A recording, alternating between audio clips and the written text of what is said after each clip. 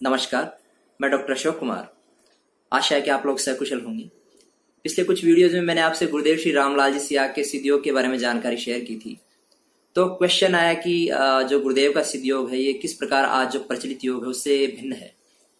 देखिए, जब योग की बात आती है तो हमारे दिमाग में सिंपल सी पिक्चर आती है कि हमें किसी विशेष तरह का आसन या प्राणायाम करना है, जबकि पातंजलि ऋषि ने अष्टांग योग की बात करते हुए लिखा है कि यम नियम आसन प्राणायाम प्रत्याहार धारणा ध्यान समाधि तक विकसित होना है। आसन और प्राणायाम तो केवल इसके 2 स्टेप्स हैं। तो आप चाहे पातंजलि ऋषि को देखें, चाहे आप महर्षि श्री अरविंद को देखें, या फिर गीता में देखें, या फिर विवेकानंद को पढ़ें, सब जगह यही कॉमन बात आती है कि आत्मा का परमात्मा से मिलन, ये योग है। यूं समझिए, union of our inner consciousness with the universal consciousness, that is the yoga. लेकिन हम समझ बैठे हैं कि केवल आसन और प्राणायाम करना ही योग है। परंतु इस स्पिरिचुअल मार्ग पे आगे बढ़ने के लिए विवेकानंद जी ने साफ लिखा है कि बिना समर्थ गुरु के इस मार्ग पे आगे नहीं बढ़ा जा सकता। और ये बात भी लिख दी कि कलयुग में सच्चा गुरु मिलना बड़ा मुश्किल है। तो इसलिए गुरु समर्थ होना चाहिए। समर्थ गुरु के बिना ये योग संभव नहीं है। जो आज जो प्रचलित योग है, जिसे हम हठ योग कहते हैं, उसमें तो आपको आसन बंद मुद्राएं प्राणायाम ये सब करने पड़ते हैं, जबकि इस सिद्ध योग में, गुरुदेव के सिद्ध योग में आसन बंद मुद्राएं प्राणायाम स्वतः होते हैं। बॉडी की रिक्वायरमेंट के अकॉर्डिंग आपकी वृत्तियों में बदलाव आता है, उससे सभी प्रकार के नशे खत्म हो जाते हैं। तो आपको कोई भी बौद्धिक प्रयास नहीं करना पड़ता। विश्व योग दिवस पे जो सर्कुलर निकलता है तो उसमें साफ लिखा होता है कि आप डॉक्टर की सलाह लेके आए ये करने के लिए। जबकि गुरुदेव के सिद्ध योग में आपको, चाहे आप स्ट्रेचर पे हो, चाहे आप किसी भी स्थिति में, इवन आप लेटे लेटे भी कर सकते हैं। कोई विशेष तरह की मुद्रा बनाने की जरूरत नहीं है। ऐसा आवश्यक नहीं है कि आप डॉक्टर की सलाह लेके आए, क्योंकि ये जो परिवर्तन आएगा वो अंदर से आएगा। आपकी आंतरिक एनर्जी आप ये सब परिवर्तन लेके आएगी। आपकी आंतरिक शक्ति ये परिवर्तन लेके आएगी। प्रकृति ने जो हमें दिया है, उस गुरुदेव कहते हैं मैं तो आपको अपने आप से परिचय करवाने निकला हूं।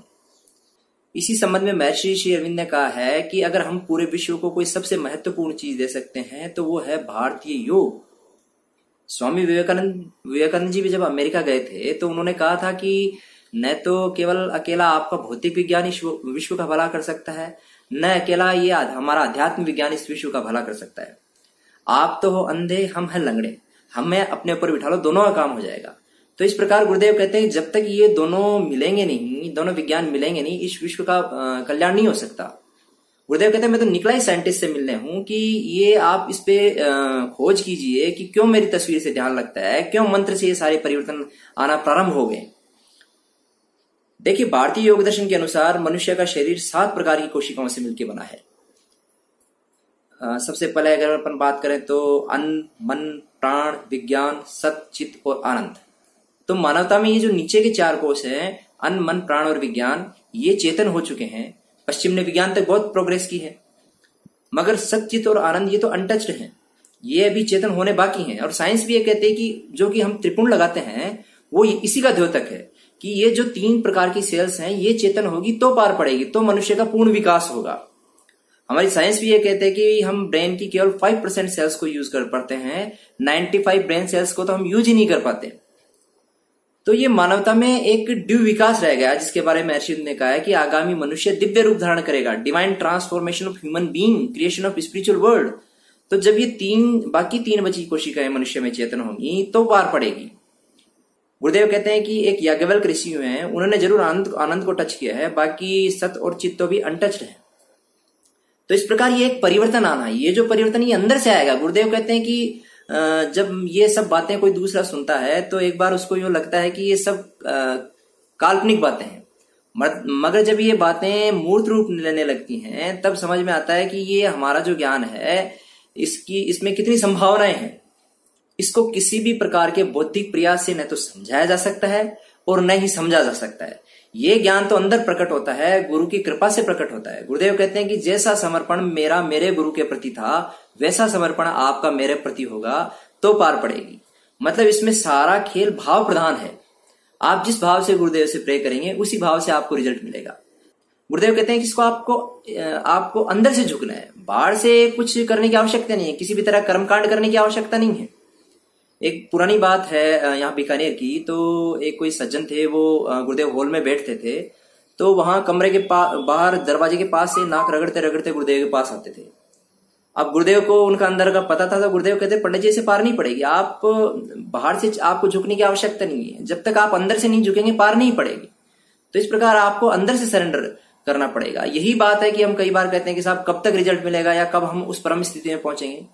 तो गुरुदेव इस संबंध में बड़ा अच्छे से समझाते हैं। ये कहते हैं कि जब ईगो हमारा जो अहम खत्म हो जाता है, तब हम उस परम तत्व को प्राप्त कर सकते हैं, और ये खत्म होता भी गुरु कृपा से ही है।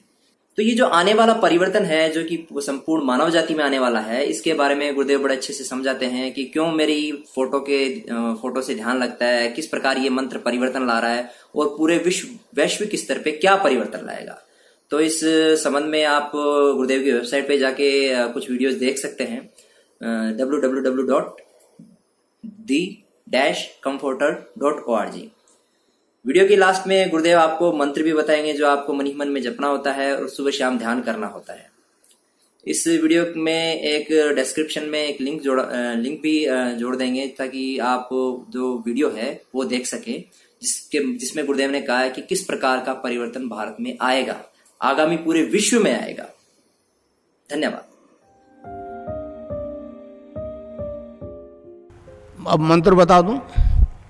Cling Krishna cling, cling Krishna cling. मन ही मन जपो, और जेब नहीं रहना चाहिए।